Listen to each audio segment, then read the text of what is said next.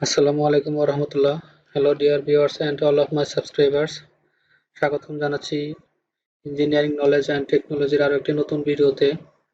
আজকের ভিডিওতে আমি আপনাদেরকে দেখাবো কিভাবে ডায়মন্ড কুইল্টিং এর যে প্যাটার্নগুলো আছে সেই প্যাটার্নগুলো মডিফাই করে হ্যান্ড বোন টেমপ্লেট কাটার মেশিন দিয়ে কাটতে হয়।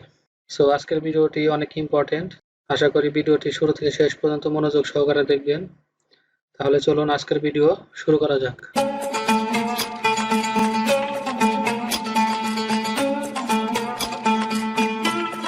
প্রথমে আমি প্যাটার্নটি ইম্পোর্ট করব।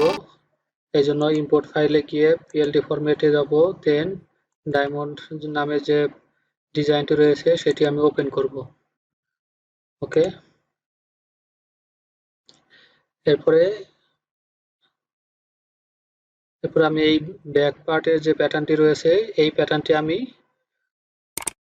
এখন মডিফাই করে দেখাবো। এজন্য আপনাকে কি করতে হবে, প্রথমেই ডায়মন্ড যে অপশনটি রয়েছে এটি সিলেক্ট করতে হবে।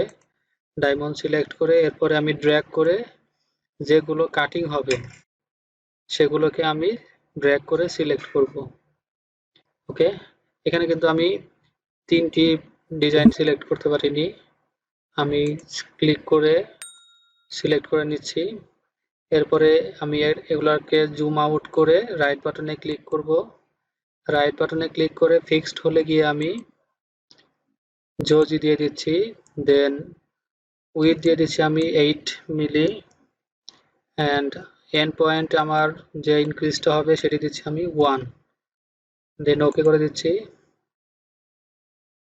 ওকে করার পরে এটি এখন আমি দেখতে পাচ্ছি যে এই মেশিনে যখন প্যাটার্নটি কাটবে শুধু এই আউটসাইডের যে গ্রিন কালারটি তৈরি হয়েছে এই কালারটি শুধু কাটিং হবে, চারদিকে ঘুরে ঘুরে ঘুরে ঘুরে শুধু আউটসাইড কাটিংটা হয়ে ইনসাইডটা আমার টোটালি ফাঁকা হয়ে যাবে। কিন্তু অন্যান্য মেশিনে যদি আমি এই ডিজাইনটি কাটতে চাইতাম তাহলে কি করতো, এই ডিজাইনটি এই বরাবর একবার এসে আবার এইভাবে কাটতো, আবার এইভাবে এসে এইভাবে কাটবে, প্রত্যেকটি লাইন একবার আসবে আবার রিটার্ন গিয়ে কাটিং হবে, সেটি হরিজন্টাল ভার্টিক্যাল দুই দিকেই। কিন্তু এই হ্যান্ড বন্ড টেমপ্লেট কাটার মেশিনের ক্ষেত্রে সুবিধা হচ্ছে যে এখানে আমি দেখতে পাচ্ছি মেশিন আমার সাপোজ এখান থেকে যদি কাটিং শুরু করে তাহলে মেশিন এইভাবে কাটবে, এভাবে কেটে কেটে কেটে কেটে শুধু আউটসাইডটা কেটে দেন আমার ইনসাইডটা টোটালি রিমুভ করে দিবে। ওকে, আমি যদি প্রিন্ট অপশনে যাই তাহলে আমি আপনাদেরকে আরো ক্লিয়ারলি দেখাতে পারবো।